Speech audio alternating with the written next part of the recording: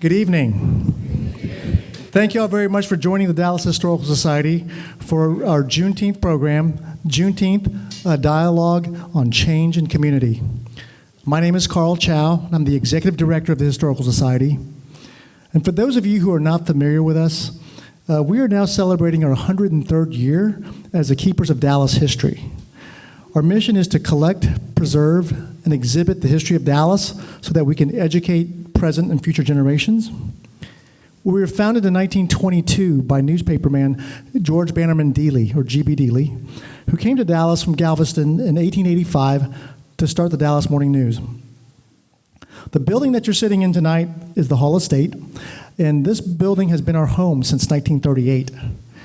The Hall of State was built for the Texas Centennial celebration back in '36 when Texas turned 100, and the rest of the world came to learn about Texas in Dallas by coming out to Fair Park and being in this building and some of the other buildings around the park.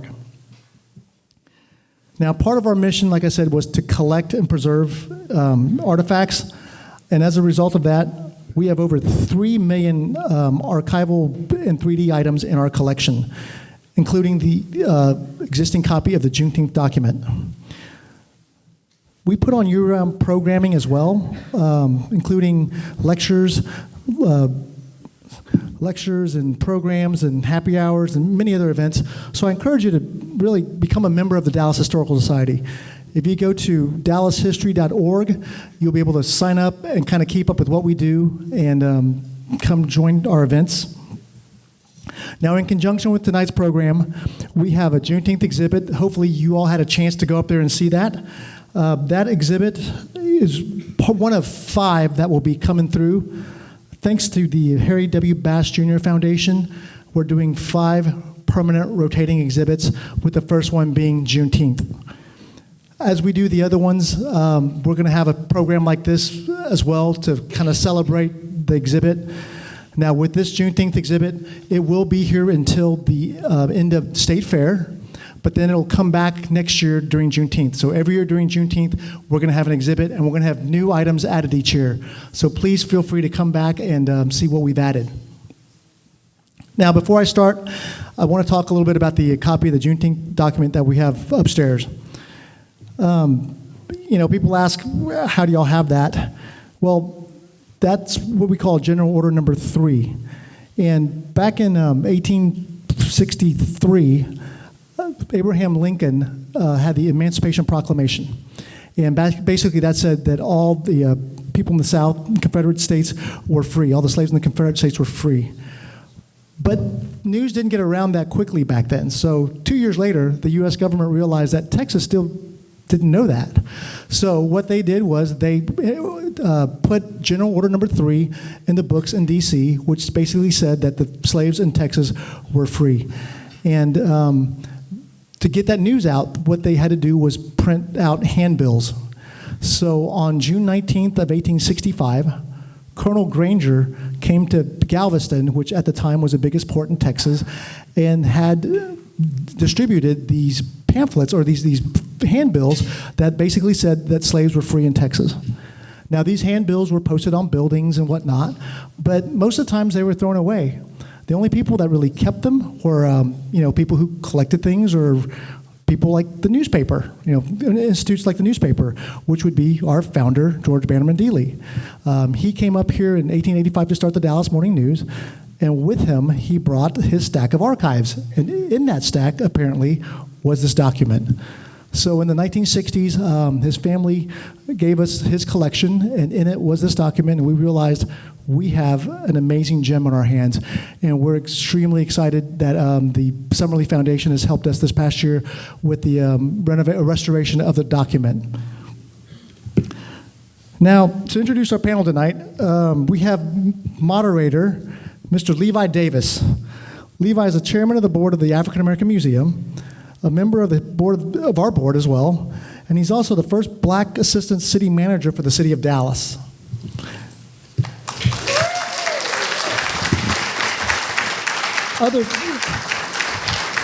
And our panelists include Mr. Marvin Dulaney, who is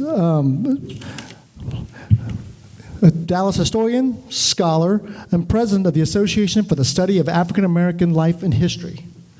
So, Marvin, please come on up.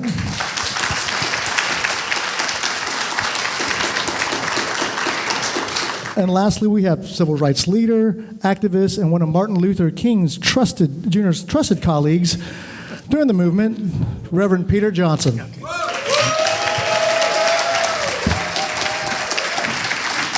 And now, I can stand up here and tell you about all the great things they did, but I'd be here all night. So anyways, I'm going to leave it up to Levi to get this started. So thank you, Levi. Can you hear me? Hello to everyone. I've asked myself, and I talked to my wife and said, why in the world do they have me doing this? With such notable persons who have participated in Dallas's history, they asked Levi Davis to sort of moderate it. I said, why me? Is it because I'm a former assistant city manager of Dallas, or what's the story? And then Carl told me, well, I don't think you are aware of it. I guess in the last 15 years, I've been assembling interviews with key people in Dallas's history, going back 60 or 70 years. And when you interview people, and I'll tell you 2 or 3 stories as we talk today, when you hear from some of the other speakers, stories that you can't believe that really took place 25, 30, 40, 50 years ago. And they're going to be important just to share that with you, with what was going on in Dallas at that time. But I think, first of all, I'm going to have Mr. Dulaney talk a little bit about why we're here this evening and talk about the Juneteenth.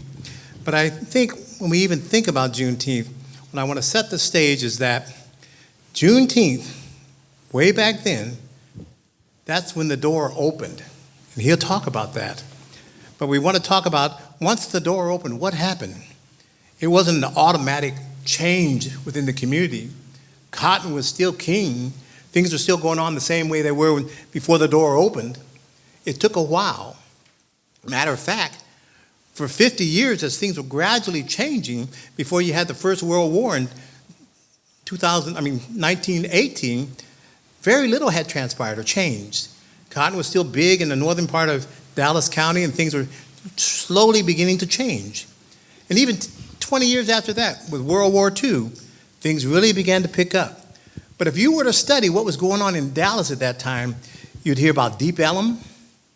You'd hear about what's going on over in North Park in that particular area, the black community. When I first came to town, near North Dallas was big and important, before they had all the buildings there. Things were beginning to change. And a book just came out about 6 months ago about a community way up there near Galleria. And the book, I went to a book signing for that just 6 months ago, and more than 100 descendants showed up for that particular occasion. So things were going on, things were changing. People don't realize also, when you look at that time period, 30s and 40s, as a change was taking place, one of my interviews said, Levi, do you realize there were 5 black hospitals in Dallas at one time?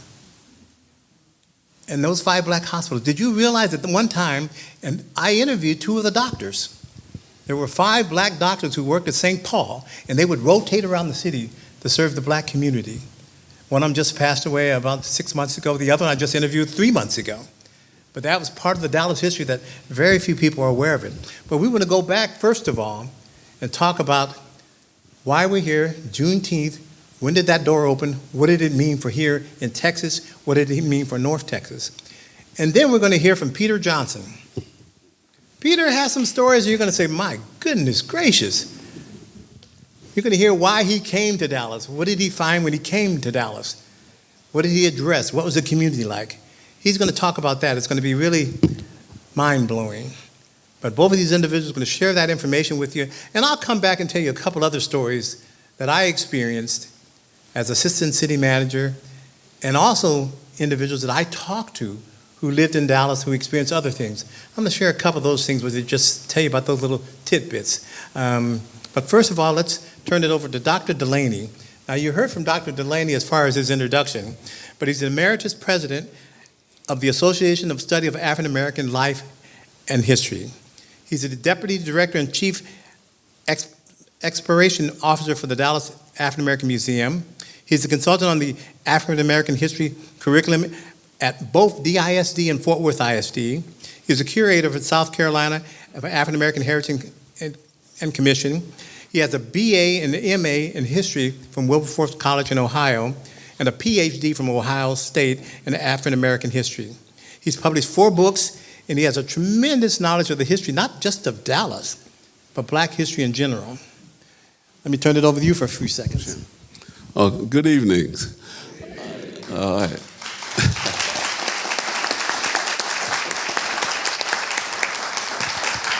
Well, I haven't said anything yet. Well,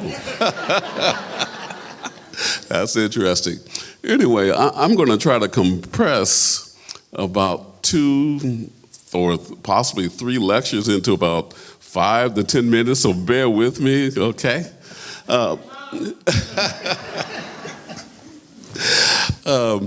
We all know the significance of Juneteenth. June 19th, 1865, we know that indeed that's when Granger came here to Waco and read General Order Number 3, as Carl pointed out, that you could actually see upstairs in terms of what the text was said and what it did, or at least it attempted to do.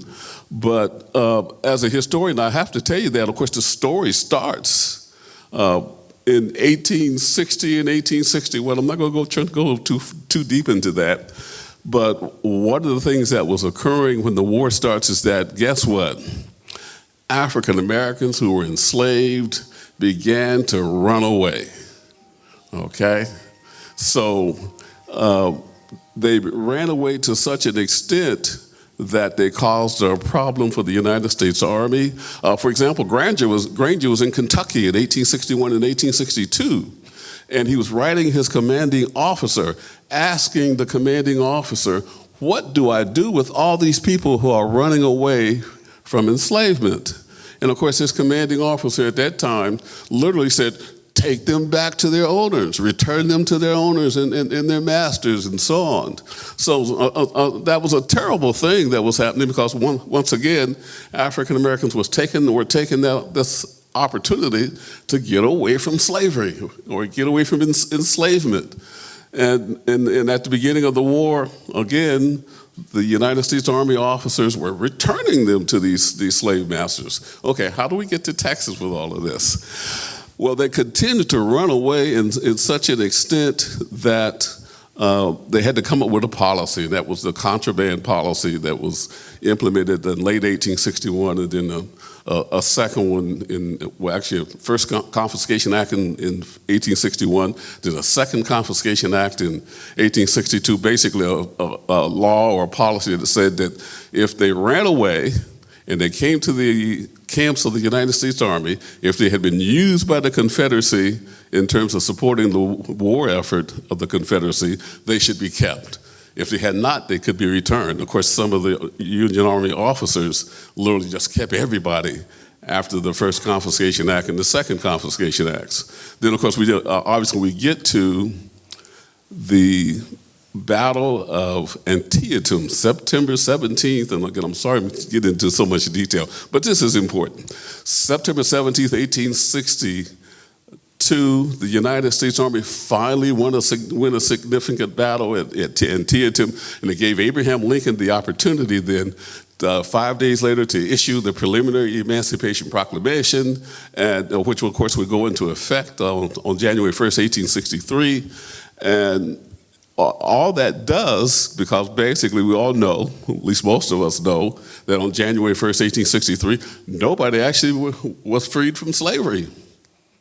Right? We know that Lincoln excluded the areas where he had control, the Army had control, and of course tried to free those who were indeed in the Confederacy, where he had no power or authority. However, since African Americans had begun to run away in 1861, they continued to run away. And in fact, the Emancipation Proclamation literally encouraged them then to run away. And also, the United States Army then became an army of liberation. Everywhere it went, it freed enslaved African Americans from slavery. And this is important because eventually, as we know, Granger would get here 2 years after the January 1st, 1863 Emancipation Proclamation went into effect. But of course, another thing that happens here in Texas, slaveholders in the eastern states, or the states east of the Mississippi, started running the Negroes to Texas. Y'all know what that means, right? That is, they start bringing them here because they figure this is not a major area or a theater of the war, so they can still protect them and keep them in slavery and stop them literally from running away.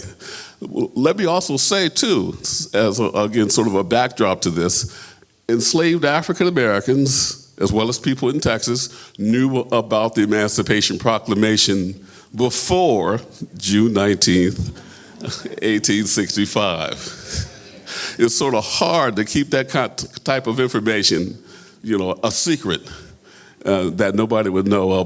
One of my graduate students at the University of North Texas is actually writing a dissertation on Juneteenth. He's published a book called Juneteenth 101. It's by Donald J. Cox. So take a look at that, because he looks at some of the myths as well as the information about Juneteenth. And it's very, very, very good, because he indeed says that he'd been through all these newspapers in Texas that had already sort of acknowledged that the Emancipation Proclamation had been signed and issued by Abraham Lincoln before, again, let me repeat this, June 19th, 1865. Let me refer you to a film, too, that I think you may want to see. It's, and again, it's Emancipation by Will Smith. And I say, see it. I know Will Smith does not have a great reputation anymore.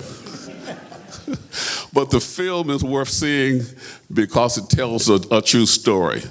It tells the story of Peter Gordon, who was enslaved in Louisiana, and he heard that the United States Army was in Baton Rouge, and that if he made it to Baton Rouge, he would be free.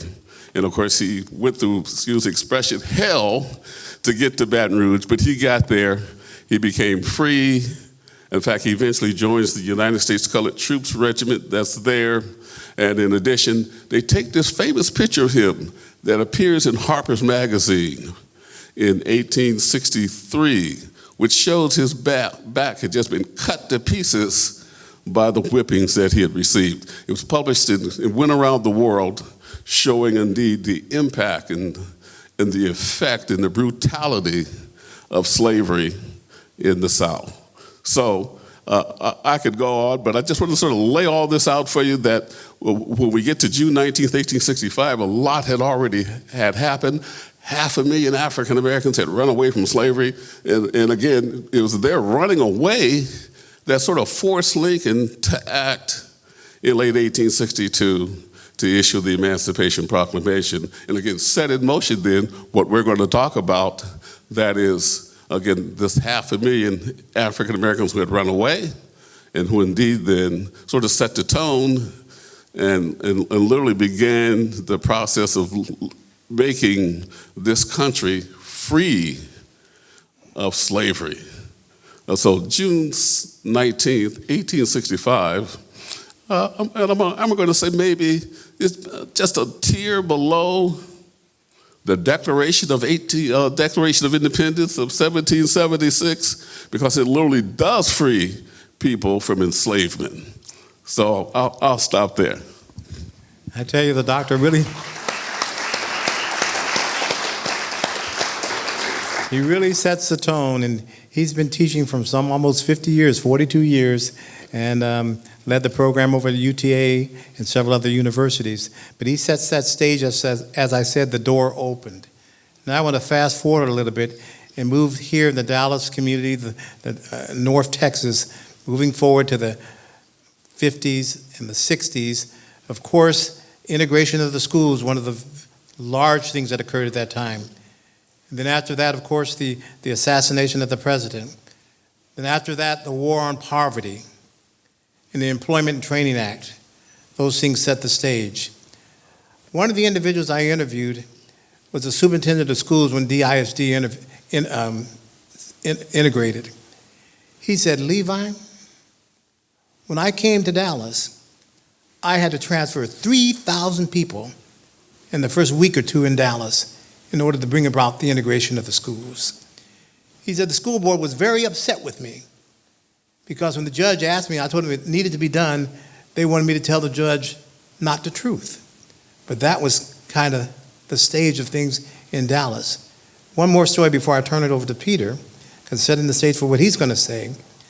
When I came to the city of Dallas, I came to the city of Dallas because the city of Dallas wanted to integrate the manager's office. They created what was called the Minority in Government Program. There were 4 of us they brought on board. 3 blacks and 1 white woman. That was the first time I had anybody like that in the manager's office, women or blacks. And they brought us on board and gave us positions of starting.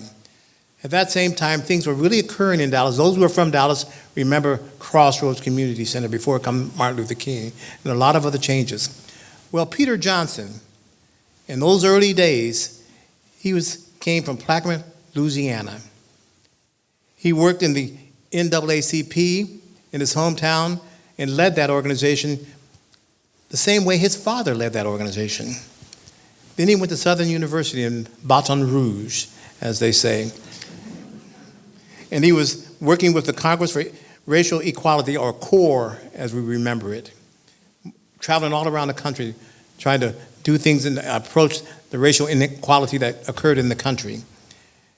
And I make this introduction, I'll let him do that as to why he came to Dallas and the story behind that, and he can tell a little bit about his history and his story coming to Dallas and what transpired. Peter?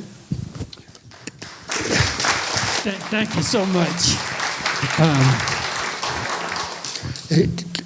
Thank you all for this opportunity. I'm 80 years old now. I can still dunk the basketball here. We can. Oh, yes, I can. Ask my grandsons. I was sitting in a meeting in 1969 at Ebenezer Church in Atlanta. Ebenezer is Papa King's church, Daddy King's church. And we were meeting at Ebenezer. Dr. King is in his grave, killed April 4th, 1968. The civil rights movement is literally bankrupt because Martin was the fundraiser. He would raise all the money. And we met at Ebenezer. And it was one of these meetings where everybody had to come. So it was unusual. All of us were there at this meeting. When I say all of us, before I went up to the mic in the pulpit, the people I was sitting in the church with at the very back of the church was all of the young men.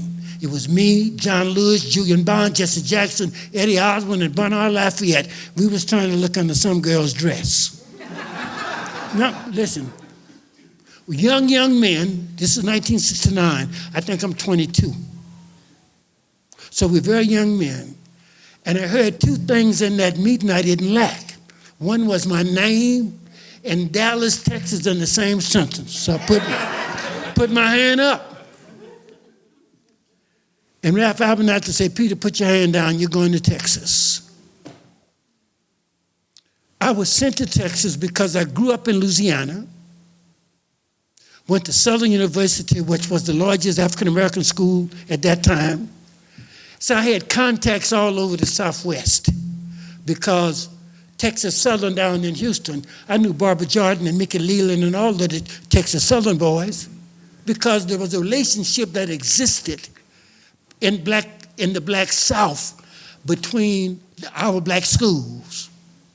So sitting in the meeting at Ebenezer, put my hand up and was told, you're going to Dallas. The movie is going to premiere in 800 cities around the world. Now, remember, Martin King is in his grave. The civil rights movement is literally dealing with bankruptcy. Harry Belafonte, Sidney Poitier, and a Jewish Hollywood producer named Samuel Livingston, we call him Sammy Boy. They came to us with an idea. This is after Martin's assassination. Belafonte and Sidney and Sammy came to us with an idea, and the idea was we can take Dr. King's life and develop a movie that can premiere in 800 cities around the world, and we can raise this amount of money. And then we had a Jewish investor there, can't think his name, who said we can take this money and invest it in this, this, and this, and Mrs. King and the children will have income for the rest of their lives. This is to help Coretta raise Martin's babies. They were babies. I could hold them in my arms at that time. So the earth is going to be broken up into sections, and the movie is going to premiere in 800 cities around the world. Well, I got my hand up again. I know where I want to go. You know, Honolulu or the Virgin Islands. You know, so Peter, put your hand down. We're sending you to Dallas. That's how I got here.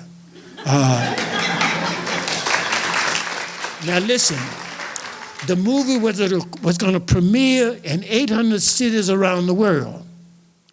799 cities welcomed the movie on King's life.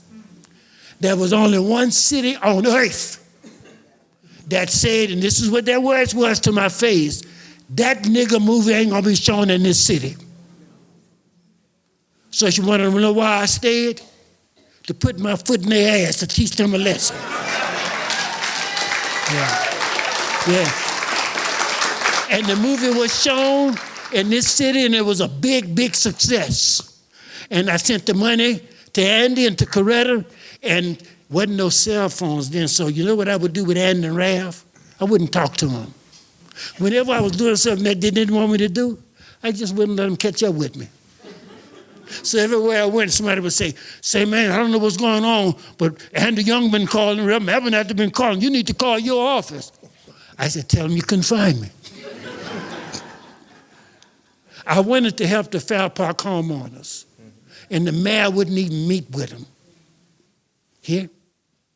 And I had sent the mayor, his name was Eric Johnson. I sent him a message called a mailogram, like a telegram.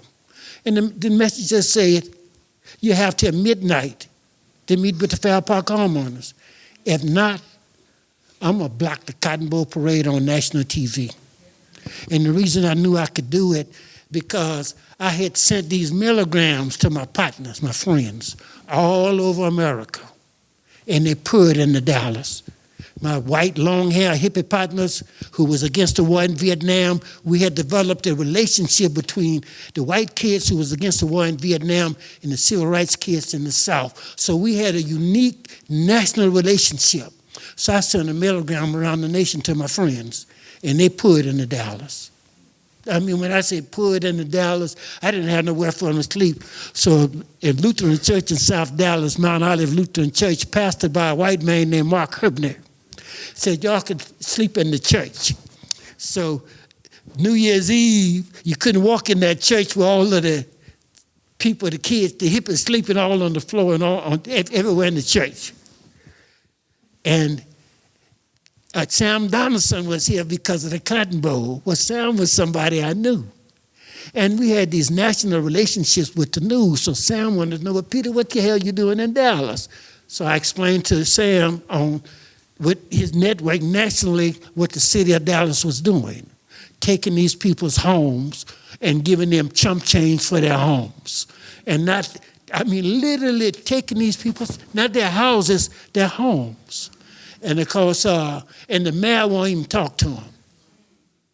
So I thought that you ought to respect the citizens in this city, at least, and meet with them and talk to them about the fact you're taking their homes.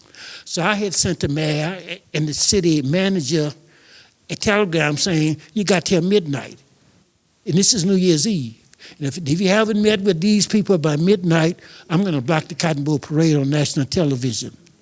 Well, at about 11:45, I got a call. The mayor's limousine is in front of the church in South Dallas. So the mayor came and wanted to meet with me. And I told him they wasn't taking no property from me. He needed to meet and respect these people whose homes you're taking. And I don't want to talk to you. You can't come and talk to me and think you're going to get around this. This ass whipping is coming for the city of Dallas. So if you don't meet with them, we're going to block the Cotton Bowl Parade. And I told the mayor, you see all them kids sleeping on the floor with their long hair? They come from all over America to block the Cotton Bowl Parade. And they have been in fights with us before. They know what to do. you know. So the mayor reluctantly agreed to meet with the homeowners. You know who led the black homeowners down to the mayor's office? A man named Albert Lipscomb. He was a waiter at the time. But he had enough courage to look Eric Johnson in his face and talk to him. So that's really how I ended up here and ended up staying in this part of the country. I thought it was things that we could do here. And Andy Young kept his word. He did fire me for staying. But all I did was go to Coretta and cry. And now, Andy, you know, Peter is a baby. Now, you know, we got to take care of our young men because, you know, the civil rights movement needed young men. That's how I got here. Ended up staying here. There were some things I thought we could get accomplished here. For historical reasons, the most important thing we've done in this part of the country, we had a program called Operation Breadbasket. Sound like there's a basket with bread in it. That Operation Breadbasket was about jobs. But people would come to my office in Dallas, to Jesse Jackson's office in Chicago, looking for food.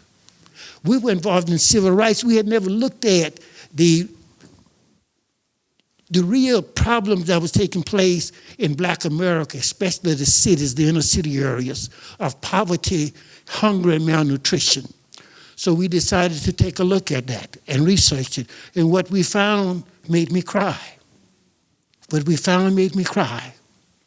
We found that babies being born who didn't get the nutrition and the vitamins and the stuff that they needed are born with problems.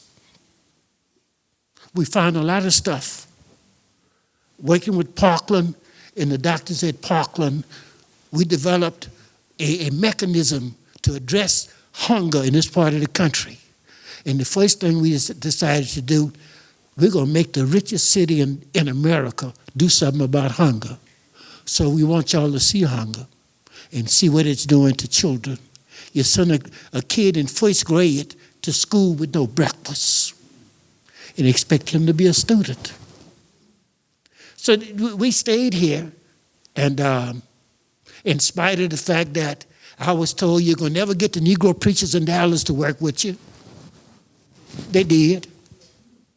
We got churches we were able to work out of and do voter registration out of.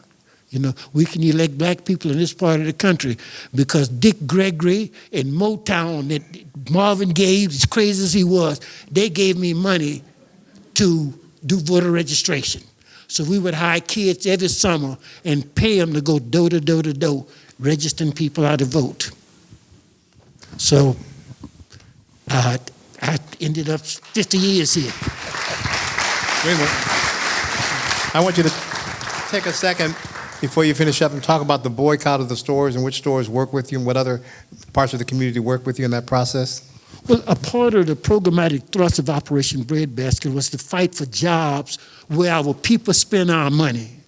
So our argument was simple. If you can take our dollars, we want to be able to work where we were spending our money. So when I came here, the biggest supermarket in Texas was Safeway companies. They were the biggest supermarket chains in Texas. And first time I met with Safeway, their chairman of the board couldn't pronounce the word Negro, called it the Negro community, the Negro community. So I asked him where he went to college. He told me SMU. I told him we need to sue SMU. If they give you a goddamn degree and you can't pronounce a 5-letter word, I will help you. We got lawyers to help you. We'll sue SMU on your behalf, you know? And I told him, repeat after me, say Negro. It's not Negro, it's Negro. And I said, now, sir, don't come back to my office until you learn how to pronounce that word. So we ended up having to close Safeway stores, all of them. They threatened to close their stores in the black community. I told them, I'll help you board them up. I'll buy the plywood, bring the hammers and the nails and board them up. And the Negro preachers here said, Peter Johnson, people ain't gonna have nowhere to shop because of him. Well, lessons I've learned, if somebody got something to sell, somebody got money who want to buy it, you can make that work. So my deal was, if Safeway leave, let them go, because you got a market over here in South Dallas of people want to buy bread and milk. Somebody gonna come and buy them stores. I had never heard of the Minions Company. Henry and Buddy Minions came to my office, told me they was interested in buying them stores, and wanted to know what it would take to get me not to boycott them. It's very simple, play fair. Play fair with our people. Very good.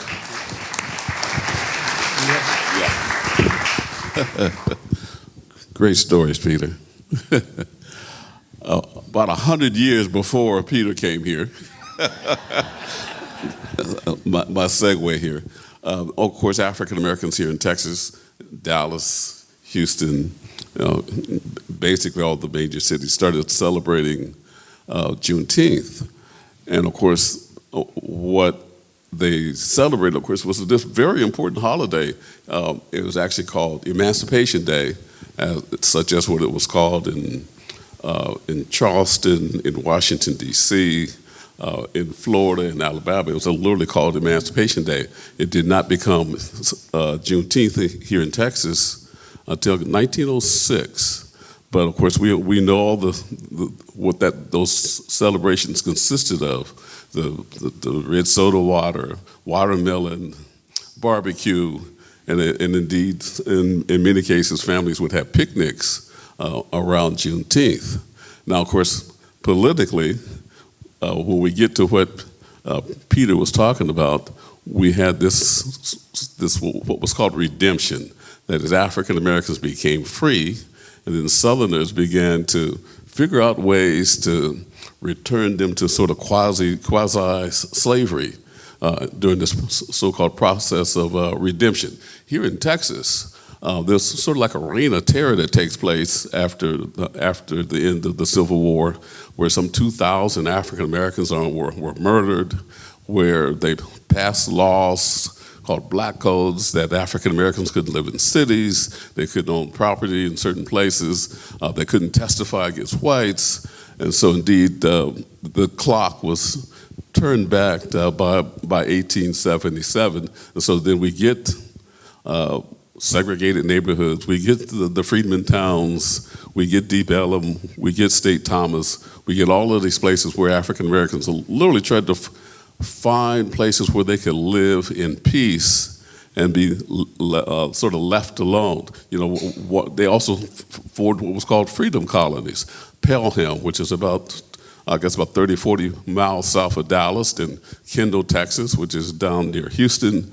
All these places became these communities where African Americans sought to live in peace. And then, of course, by the turn of the 20th century, you have segregation. You have Plessy versus Ferguson. You have the Terrell election law that restricts the right to vote. You have the Democratic Party establishing what was called white primaries. And again, this is sort of ironic, isn't it? That the Democratic Party didn't want African Americans to vote in their primaries. And look at them today. If it wasn't for us. But anyway, so all this established again by the early 20th century. So literally there is indeed a need for a civil rights movement here in Dallas. Now some of you know the myths about the city of Dallas that Peter sort of alluded to, about the ministers here not being progressive, not wanting to support civil rights. Well, the reality was, of course, that we had people like Antonio Maceo Smith, Maynard Jackson, that indeed starts the civil rights movement here in the 1930s, specifically when they formed the Progressive Voters League, and of course when they won the case of Smith versus Allwright in 1944. In fact, let me just briefly mention that case because it's very important in terms of voting rights in the South. And again, it originates right here in Dallas, where Lonnie Smith, of course, was a dentist in Houston, but Antonio Maceo Smith and Thurgood Marshall and William Durham pursued a case here in Dallas starting in 1941, 1942, and they win that case, and it strikes down the white primary all across the South. So Dallas is very important in terms of voting rights. And again, whereas this myth is out there that there was no civil rights movement in Dallas, trust me, there was one. And as I said, very important in terms of the Smith versus Allwright case, and also in terms of some of the housing cases. Oh, we didn't keep that. I want to tell a couple of stories, and I'm going to turn it back to Peter again. Experience. I interviewed Etta Bernice Johnson, who was a congresswoman at the time. And she looked at me and she said, "Levi, do you know why or how I got into politics?" I said, "No, tell me the story." And the interesting thing about interviews, I've done about 100 of them, they're very guarded the first few minutes, and then they open up and tell you other stories. But she said, "Well, before I was into politics, I was a nurse. And I was going to get an award on a Saturday morning, and I wanted to go get a new hat. So I went down the Neiman Marcus to get a hat. They wouldn't sell it to me because I was black. They wouldn't sell hats." Teacher said, "Levi, I was so mad. I organized 100 black women to march on Neiman Marcus. Then she hit me. I only had 8. But Stanley Marcus heard she had 100. So he called her and invited her down to Neiman Marcus. And like Peter pointed out, it took us working together, those individuals, to help us out to make progress. Stanley Marcus went downstairs and changed the policy that day. And she didn't tell me, but someone else told me he then hired her. But he also told her, "You ought to get into politics." That was an interesting story. Another story before I turn it back to Peter. George Schrader, the city manager, one of the longest term city managers in Dallas. He was city manager in Mesquite, and he's coming to Dallas for his first day of work at Dallas as Dallas' city manager. There was an accident on the street. He said, "Let me get out and see how the EMS guy handles this accident." He got out. The EMS drove up. The guy got out. It's a black. They had separate EMS for black and separate EMS for whites. George Schrader changed that and fired the company the next day and changed the policy in Dallas. I didn't believe that. I said, that's kind of stretching it a little bit. Then I saw another story from Zan Holmes, who confirmed that, a minister here in Dallas. Said that's exactly the way it was, and George changed that. But those little stories like Peter's saying, times changing. The doctor mentioned A. Maceo Smith. It was A. Maceo Smith and Tom Houston of the Black Chamber who met with the city manager and says, "You got to have minorities in the city manager's office." That's when that program was developed for the city of Dallas. The last story, they made me, and it was in the paper today for them who read the paper, the assistant city manager over police and fire. A black guy over police and fire in Dallas. I don't know what the heck I was doing, but I was over police and fire. I called the chief. I'm feeling so proud. "Hello, chief." He wouldn't answer me and wouldn't take my calls because I was black. We fixed that, but he wouldn't answer me or take my calls. It was a change that had to take place in Dallas. And the beautiful thing about it, there were those who wanted to make the change take place. He mentioned Eric Johnson, the Goals for Dallas, those things that came about to bring about change in Dallas, bring about more participation. I guess the other thing that Peter's stories is we always have to be careful. If you don't know the history, you certainly don't want to repeat it. So understanding what happened so that doesn't happen again. And I'll turn it back over to Peter. He thought of several other things he remembered. You can laugh if you want. A little bit old as me, you ain't going to be able to remember nothing, too. Yeah. one of the realities that emerged out of every civil rights movement that I worked in, out of Dallas came what we call grassroots leaders, just everyday kind of people who would become local Negro leaders in this part of the country. This is 1969, coming up to my fight with the city and the Cotton Bowl Parade. A fella came to my office. I'll never forget him. You could hear him coming, he had taps on his shoes. Came in my office, told me that, boy, they're gonna kill you. They supposed to get scared about the Cotton Bowl Parade. And I said, well, they got a choice. They can meet with the Fair Park homeowners or watch me block the Cotton Bowl Parade on national TV. The man's name was Albert Lipscomb. And he lived in the Fair Park. His mother lived in the Fair Park. A part of the homes that the city was taking was his home and his family's home. And he wept that day in my office and said, anything that I can do to help you, I'm going to help you. And I said, well, sir, if you stay with us, you're going to go to jail. He said, I don't mind going to jail for what's right. A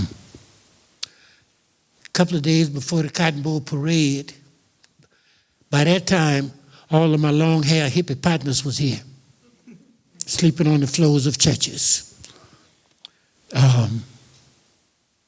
We met again at Dole City Hall with the mayor and Alex Bickley and a man named Scott McDonald, who was the city manager at the time, I think. And they made a couple of other financial offers. One of the problems here is that the Negro preachers had confused white leadership that all black leaders was for sale. I came out of the Southern Christian Leadership Conference, Martin King's organization. Baby, we ain't for sale. No, if you want to fight, we'll fight with you, but you can't buy us. 2 days before the Cotton Bowl Parade, I probably had more than 300 long-hair, hippie white kids from all over America sleeping on the floors of churches in this part of the country, ready to go to jail. So Frank Dyson, who was the chief of police, had come to Mount Olive Church in South Dallas, and he saw, he's chief of police, him and the 3 or 4 other officers came in and they saw what we were doing. We were preparing, teaching kids how to deal with tear gas. We were preparing for this confrontation. So he went back and told Eric Johnson, this is going to embarrass this city forever if we let this happen. So this is New Year's Eve. Eric Johnson comes in his black limousine and says he would meet with me. And I explained to him that you're not taking my property. You need to meet with these people whose homes you're taking. And set up the meeting at City Hall. This is New Year's Eve night, 11 o'clock at night. Me and Albert Lipscomb and J.B. Jackson and Elsa Faye Higgins and Mr. Gideon Johnson, we are meeting at City Hall with the mayor.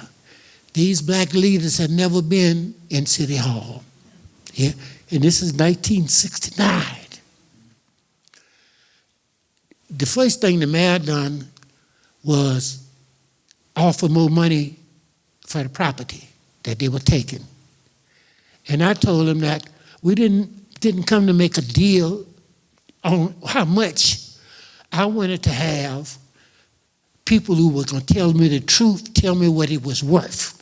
So we brought people from New York here to appraise the Fair Park homeowners' lots, lot by lot by lot. And the appraisals that we brought here were nationally famous. Jewish people who came here and put those appraisals together for us. The nonviolent fight that we showed the city of Dallas made them back down. So New Year's Eve, the mayor came and said to the church in South Dallas, the city has agreed to pay what y'all are asking. Put my hand up. Does that include relocation money? These are old people. You're going to have to help them to move. And they're going to need money because they ain't going to be able to move their furniture and stuff without help. Eric Johnson said, let us know and we'll write you another check. I share this with you all because Martin King taught us the power of nonviolence. I couldn't have done that with a gun. Here. See, you couldn't take 70 and 80-year-old Negroes and stand up to this rich city with violence. The commitment to suffer for what's right can change even a city like Dallas.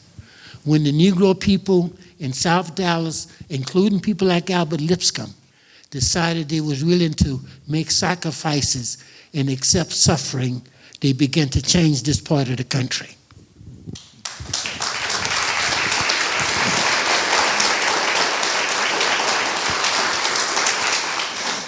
I must also point out when he mentions those individuals, they all became city council members later on, which is really interesting.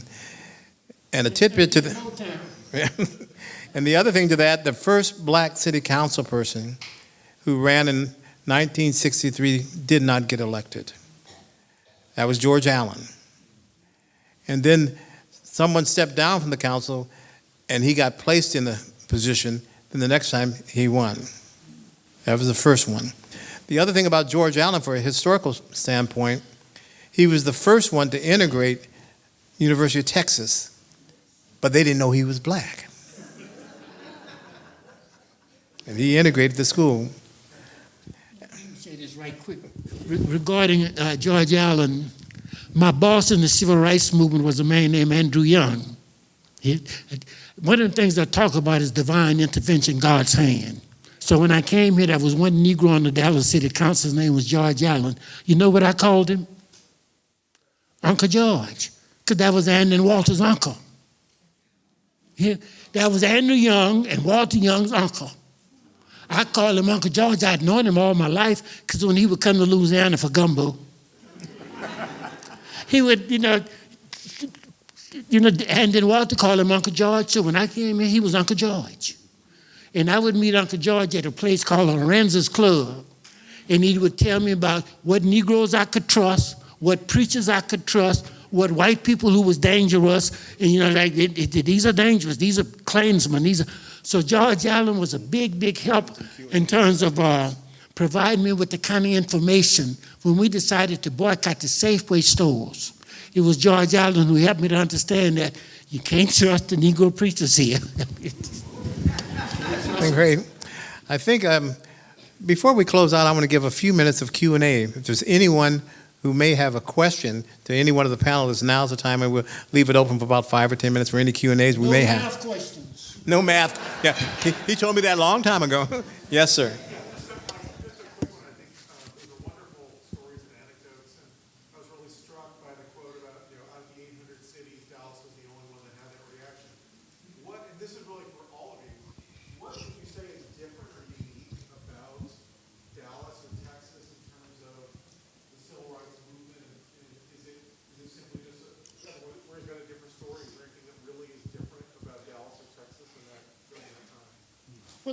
The all money here.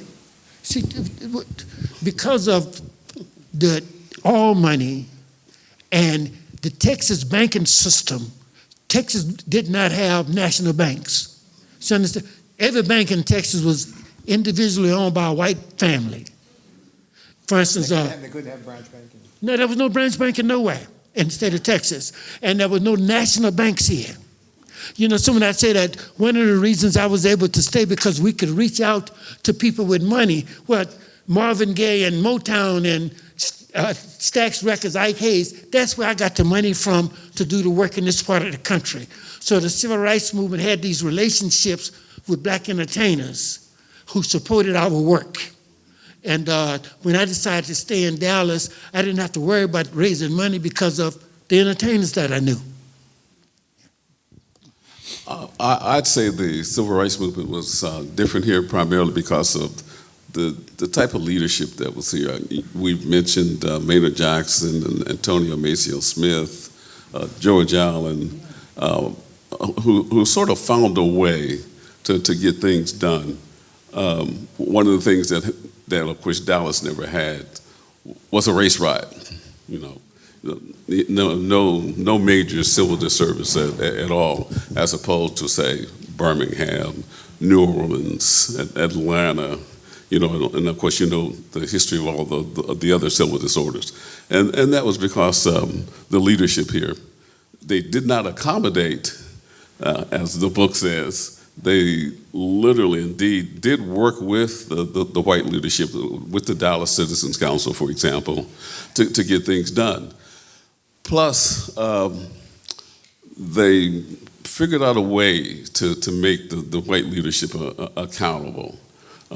Again, they formed the Progressive Voters League in 1936, and from that point on, they used the little political power they had to convince white leadership to make changes, to build a new high school, to develop housing for African Americans in the city, to make these modicum of changes. Again, there were boycotts. There was a major boycott, for example, of the downtown department stores in 1953, 1954, and so they got things done. A lot of times, all they had to do was threaten, boycotts and demonstrations in order to get things done. So, for example, in 1960, they formed this committee of 14, seven white leaders, 7 black leaders here in Dallas. And basically, they indeed began to negotiate the desegregation of downtown stores, the desegregation of parks, and so on. So they used the power that they had to get things done without literally having to go to the level of violence that had happened in other cities. And just a threat of say, the sit-ins that was happening across the South, once again in 1960, was enough to convince the white leadership to capitulate and to begin to make changes. And the support from the court system, I think, at the time. Yeah. There's another question? Yes, sir. You mentioned 7 whites and 7 blacks. Could you tell us who they were, and also were there any white churches that were supportive of the civil rights movement? Yeah, there were a number of white churches. The United Methodist Church was really deeply involved with SCLC in Operation Breadbasket. And there were a number of Catholic churches here. Bishop Shafee, who was the bishop at the Catholic Church here, I had a number of Catholic nuns, white Catholic nuns, in their habit, picketing with us, because black people are scared of Jesus. No, I don't mess with that. I don't want to do that. So I knew if I could get the nuns on the picket line with me, I could get the Negroes to stop crossing my picket line. They'd come and see them white nuns and get right back in their car and leave. Yeah. Oh, yeah. And a part of, when I came here, I had a number of Jewish rabbis who lived here, who were rabbis who had temples here that I knew. Rabbi Levi Olin was here, about that tall and a giant. Jordan Offside was here. Jordan, there were a number of people from the Jewish community who had participated in national fights with us. Trying to think of a number of other Jewish families here. But in terms of, there were some families here who crossed the Selma Bridge with me, on Bloody Sunday. So we had a number of contacts in the Hebrew community when I first came to this part of the country. And of course, Jody Nensel and Hans Nensel, married couple, Hans and Jewish couple, deeply involved with us and with SNCC. Joey had worked with SNCC, so they were accustomed to going to jail and rolling up their sleeves and working in black communities. And we were able to get that done. But there were people, like I said, there were people in the South Dallas community, like Albert Lipscomb, who knew that this city was treating the Negro people wrong and wanted to do something about it. So we were able to find support in this part of the country of people who had enough courage to stand up and fight and was willing to go to jail. And I guess I had been here less than a month, and I could tell you what the jail capacity was. And if you worked in the civil rights movement, anywhere you went, the first thing you would find out, what is the jail capacity? Because you want to be able to tie the sheriff's hands. You know what you to do? Fill the jail up. And when you fill the jail up, say, we ain't paying no bonds. Yeah, one here, and then Let me answer. He asked who was the 7 whites and the 7 African Americans on the committee of 14. I can't call all their names off the top of my head. 10 years ago I could have done that, but I can't do it now. You can find it, though. There's an essay called Whatever Happened to the Civil Rights Movement in Dallas. And it's in a book called Essays on the American Civil Rights Movement. I'm one of the editors, and one of my colleagues is the other. So anyway, just look for that book, Essays on the American Civil Rights Movement. And the essay is called Whatever Happened to the Civil Rights Movement in Dallas. yes, Okay. sir, and then My question is for all three of you gentlemen. I think all three of you came to Dallas as adults, and you've been here decades. What has been the most important change that you've seen in the time you've been here? It's the highway system. Man, when I came here, this was the big city with these little old narrow streets. I'll say the politics, the political system. We went from that large system to the 14-1 plan, and that literally changed the city. Again, African Americans started running for the city council and the school board in the 1940s and 50s, and they could not win a seat until, again, 1968, 1969. And then they fought the city over the at-large system for 20 years in order to get it to change. And again, and we see the results. So now you have African Americans, Mexican Americans on the school board, on the city council, and of course at least one on the county commission, and it's made a difference. I think for myself, when I arrived, I was in the class at 4-year class at integrated TCU. I saw the integration take place at SMU. I saw integration take place throughout. I went to restaurants where I couldn't eat. It wouldn't serve me. I went to a restaurant where a person called me a name and said I had a tail. What has changed? Everything has changed. Look at the audience here and the participation. I think that you've seen a great deal of change and opportunities that's created. I'm someone here that 25 years ago who wanted to work for McDonald's, they wouldn't hire him, a friend of mine. He had to go to work for them a year for free. Today, he owns 26 of them in Dallas. So there's a lot has changed, a lot of opportunities have changed. Yes?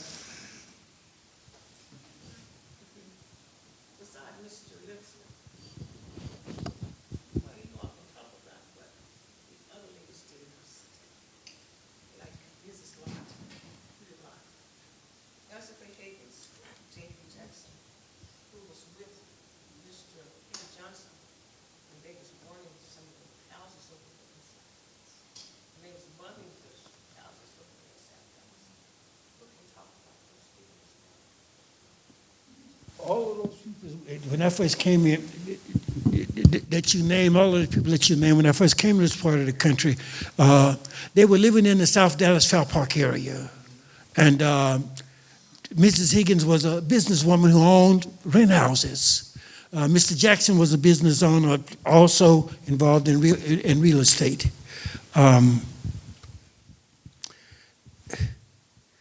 Dallas had not had the kind of confrontational realities that other cities in the South had.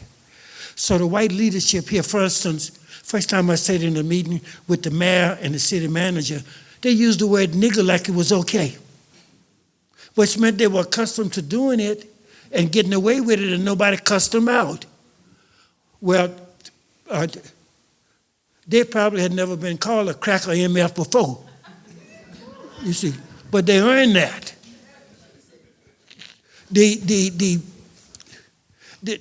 Because of the way the city of Dallas developed a program to co-opt the Negro leaders in this part of the country. You can't blame the trap for being trapped. Blame the trapper. So what they done, they hired a group of white leaders, sent them around the South to study the civil rights movement and Martin Luther King. Them white investigators came back and told the Dallas city leaders, get control of the Negro churches, and you can keep Martin King and the civil rights movement out of your city. And they done that. They done it because there was no national banks. Every bank in Texas was owned by a Texas white man. So they got control of the Negro churches. So when the Negro preachers met Martin Luther King at Love Field and told him they didn't want him here and he couldn't come, it was because they were going to call the notes on their churches. Yeah. So understand the history and understand who to be pissed off at. Don't be pissed off at the victim for being victimized. Yes? No. Excuse me. Go ahead. Because I want you to know something about Black history here in Dallas, Texas. Okay, number one, we had some powerful women too in Dallas, Texas.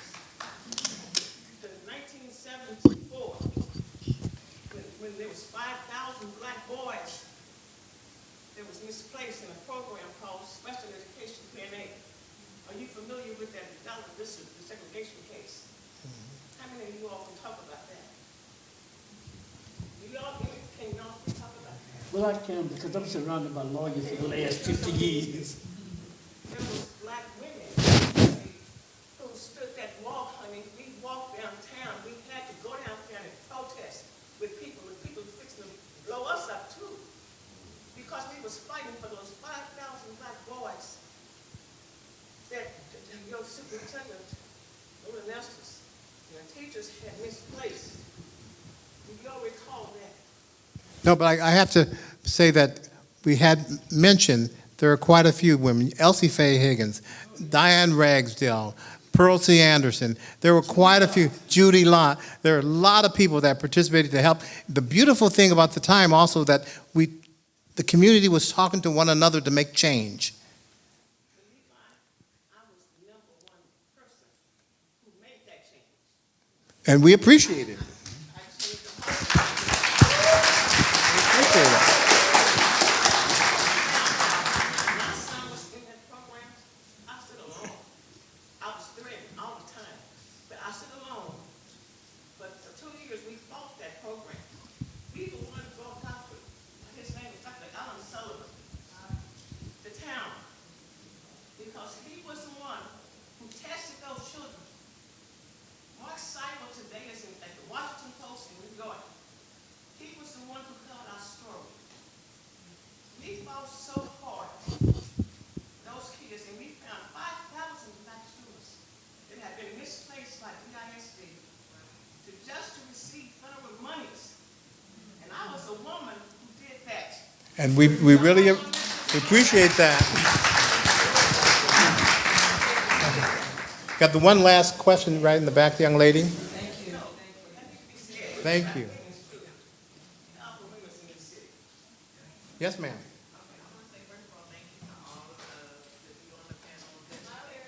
Thank you all. Thank you to the panelists and also thank you to all the leaders. It seems like there's a lot of leaders in the room who have been a part of the movement in Dallas.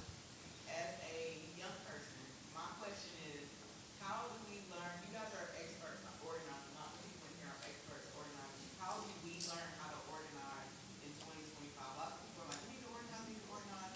Lots of our generation, when we want to do something, we don't know how. You guys mentioned that you got so much done non-violently. Our backs are up against the wall in 2025. So what do you have to say to our generation, those of us who want to organize, we don't know what leadership and look forward to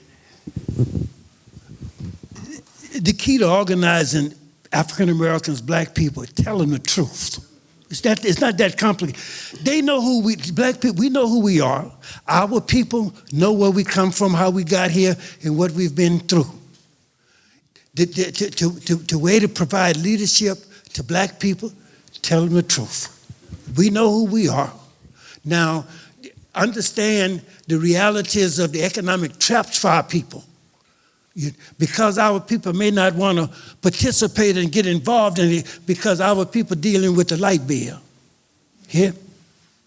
See, the years I spent in the civil rights movement, there were people who wanted to help. They would come late at night and give us money. They would pray for us. But they couldn't come picket and march with us and do the things that needed to be done. So we have to create a mechanism for everybody who want to help us push this buggy up the hill. Everybody can help. Here, understanding who we are. And for the sister here, there's no civil rights movement without black women. Here, see, listen. Ain't no Martin Luther King without Rosa Parks and Johnny May Carr. Here, ain't no Montgomery bus boycott without them women. I worked on Andy Young's staff. The boss of that staff was a black woman named Dorothy Cotton. Dorothy Cotton had been an educator, got fired for working for Martin King. Dr. King hired her. So there were a number of women working for Martin King in the national headquarters who had been teachers who came to work for Martin King. And those women developed the capacity for people like me to go all over the South and teach black people how to pass literacy tests so they could vote. But that work was done primarily by Negro women, by black women. The March on Washington don't happen. Here, see, if Mahalia Jackson don't do that, ain't no March on Washington without Mahalia. Mahalia went to sing in Detroit, Michigan, at a black church in Detroit. And it was Mahalia who said, we need to go to Washington. But it come from Mahalia, a black woman. So we thank our guests this evening, and we thank you all for coming this evening.